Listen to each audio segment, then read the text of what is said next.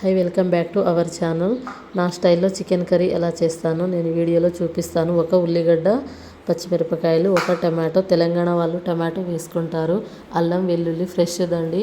So chicken అయితే ఒక 2 times wash చేసుకున్నాను. తర్వాత ఆయిల్ హీట్ అయినాక ఇంకా నేను ఇందులో అయితే ఒక ఉల్లిగడ్డను అయితే వేసుకున్నాను. కట్ చేసుకున్నాక లైట్గా మగ్గిన తర్వాత మిర్చిని కూడా వేసుకున్నాను.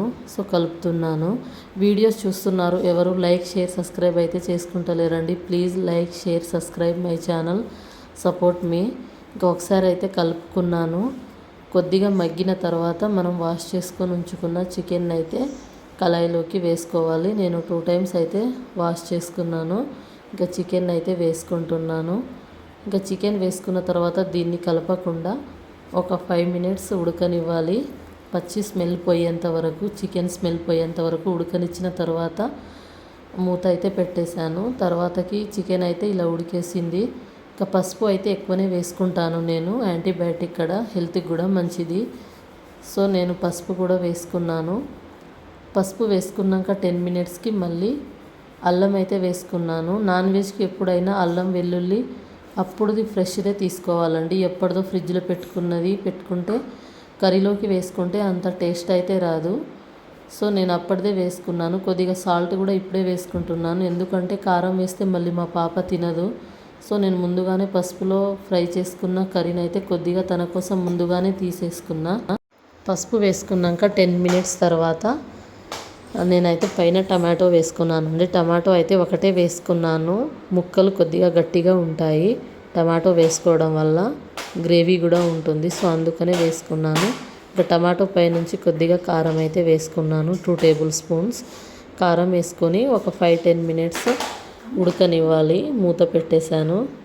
ఇలా ఉడికిన తర్వాత ఒకసారి తిప్పుకోవాలి. మనం కారం వేసేసి వెంటనే మనము తిప్పుకోవద్దు, ముక్కలకు పట్టదు. సో కాసేపు కారంని ఉడకనివ్వాలి. తర్వాత ఇలా ఒక 10 మినిట్స్ తర్వాత తిప్పుకుంటే కారం మంచిగా ముక్కలకు పట్టేస్తుంది, కారం కూడా ఉడికేస్తుంది. సో నేను ఇందులోనే వాటర్ పోయక ముందే చికెన్ మసాలా అయితే వేసుకుంటున్నాను. వాటర్ పోసిన తర్వాత చికెన్ మసాలా వేసుకుంటే ముక్కలకు పట్టదు సరిగా. సో నేను అందుకనే ముందుగానే చికెన్ మసాలా అయితే వేసుకున్నాను. ఇంకా చికెన్ మసాలా వేసుకొని ఒకసారి అయితే తిప్పుకోవాలి. ఇంకా ఒక 5-10 మినిట్స్ అయితే ఫ్రై అవ్వనివ్వాలి కర్రీని. వెంటనే మనము వాటర్ పోసుకున్నా కూడా మళ్ళీ చికెన్ మసాలా కారం అనేది పట్టదు. ఒక 5 మినిట్స్ ఇట్లా ఉడకనించిన తర్వాత నేనైతే ఒక 2 గ్లాసెస్ వాటర్ అయితే తీసుకున్నాను. చికెన్ బాగా ఉడకాలి కదా. సో 2 గ్లాసెస్ వాటర్ అయితే తీసుకొని మనం గ్యాస్ అయితే హై ఫ్లేమ్లో పెట్టేయాలి ఒక 10 మినిట్స్. ఈలోపు నేను వెజ్ బిర్యానీ చేస్తున్నానండి. వెజ్ బిర్యానీ ఎలా చేసుకోవాలో మన ఛానల్లో అప్లోడ్ చేశాను, చూసేయండి. చాలా సింపుల్గా చేసుకోవచ్చు. ధనియాల పౌడర్ నేను ఇంట్లోనే ప్రిపేర్ చేసుకున్నాను. సో ఇది కూడా కర్రీ కొద్దిగా వాటర్ ఇంకక ముందు ధనియాల పౌడర్ వేసుకుంటే టేస్ట్ ఉంటుంది. కర్రీ కూడా కొద్దిగా గ్రేవీ వస్తుందండి. ఇంకోటి ఏంటంటే మనకు ఉన్న వాటర్ కూడా తొందరగా అబ్జర్వ్ అయిపోతుంది ధనియాల పౌడర్ వేయగానే. అందుకని కొద్దిగా వాటర్ ఉన్నప్పుడు వేసుకున్నాను.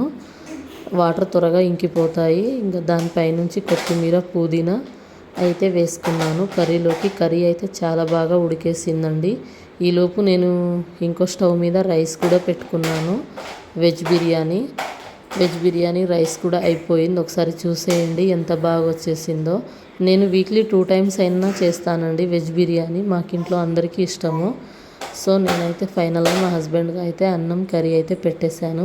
ఈ వీడియో కనుక మీకు నచ్చినట్లయితే like share subscribe my channel. Thank you so much.